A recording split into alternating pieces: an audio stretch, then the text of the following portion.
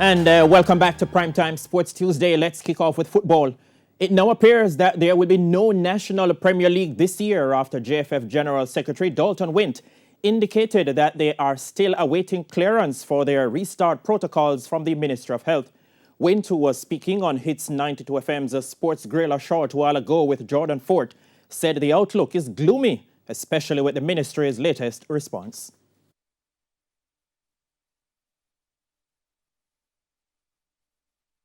The National Premier League is a focus.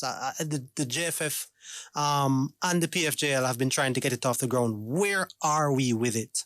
We're still waiting on the government to give us the go ahead. And we understand the situation that the country is in.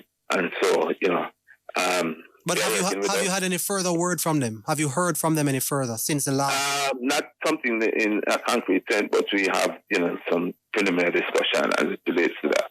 Oh, does it sound positive? I can tell you it doesn't sound positive for the rest of the year, but I think we should be good for early next year. Okay, so December 6th is off the table because that's the other day we're hearing about. It looks that way to me. The proposed start was initially set for November 14.